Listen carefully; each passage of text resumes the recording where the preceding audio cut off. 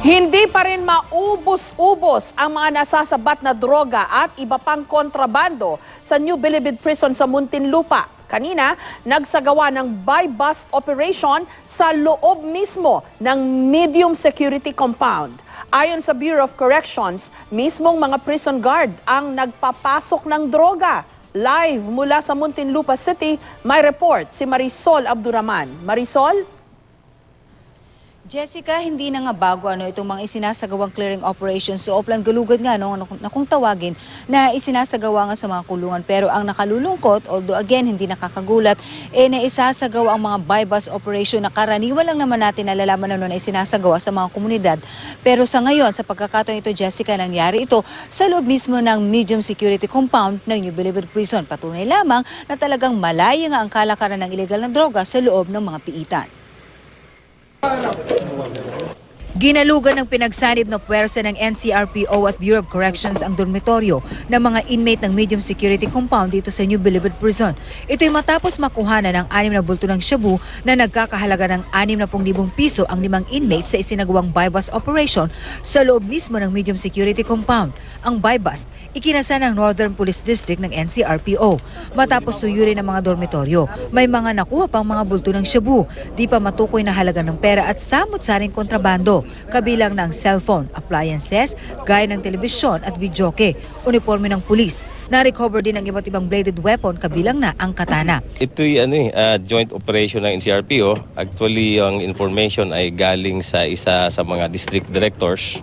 At 2 weeks ago, nakipag-coordinate niya sa akin and medyo inayos lang ho namin yung sistema kung paano natin isagawa itong galugan na ito.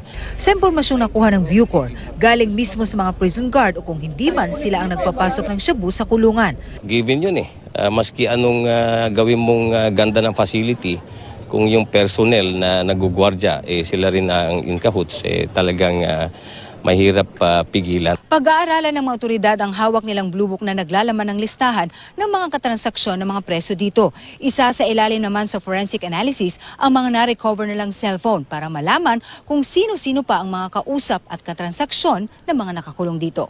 Sasampahan ng reklamo ang mga preso na kuhanan ng shabu. Hindi, kakasuhan pa ulit yan. Kakasuhan, that's another case against them. Yes, may kaso ulit yan ng sections ng pushing ng Anti-Illegal Drugs Act.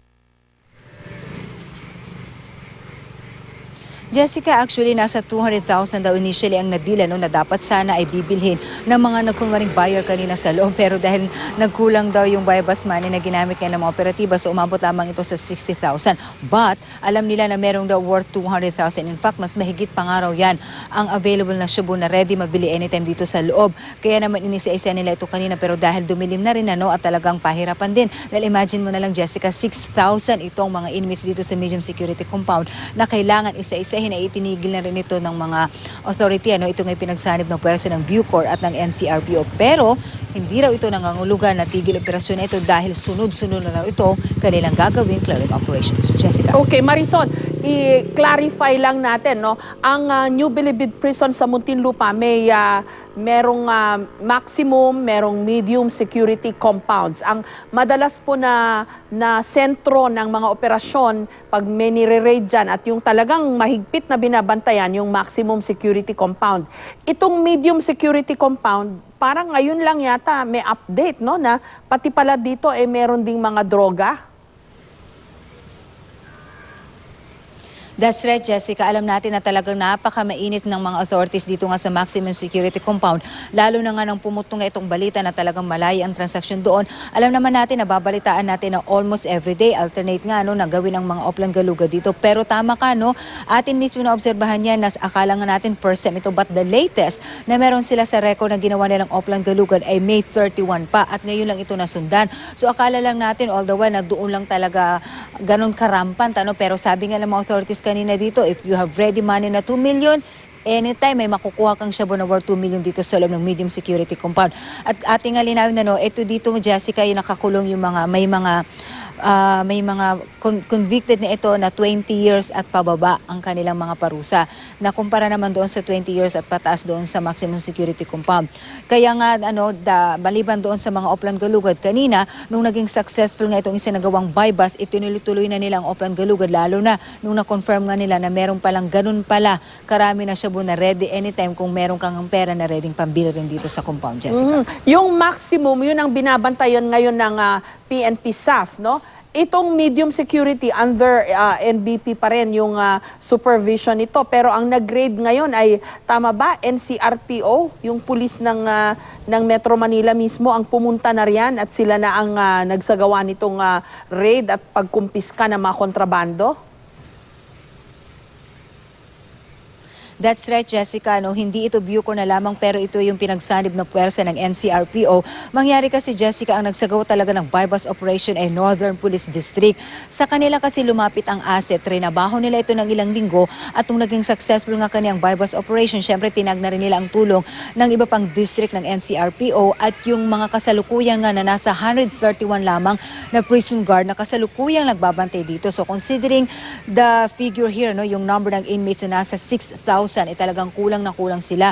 At talagang nakita naman natin kanina kung kahit na full force na ang buong Northern Police District at ilang augmentation coming from other districts, talagang kumbaga kailangan dahil kailangan isa-isahin ang bawat dormitoryo at kailangan tingnan ang bawat preso, kapkapan, kaya naman talagang pahirapan din ang naging operasyon. So in the meantime, prison guard lamang ang nagbabantay. Pero dahil nga doon sa kanilang na-discover nga nakalakaran at kanilang mga na-recover ng mga kontrabando kanina, maaari naman daw ngayon pag-isipan and i-recommend na kung baka pwede na rin naman daw i-consider na SAF na rin ang magbantay dito dahil yun nga, nakakagulat na ganun din pala karampan dito. Ang naakala lang natin all the while na ganun katalamak ang maximum pero hindi naman ganun ka-worse ang medium, but what they have found out is ganun nga. At aside from that kasi, Jessica, may impormasyon na nakuha na galing sa mga prison guard or kung hindi man, sila nagpupuslit ng mga shabu. Kaya kung ganun, na meron na nga ganung pagdududa ang pamunuan ng Bucor, talaga namang hindi malayo na hindi wag na tayong magulat kung sa mga susunod na araw, SAF na rin ang magbabantay dito, Jessica. Maraming salamat sa iyo, Marisol Abduraman.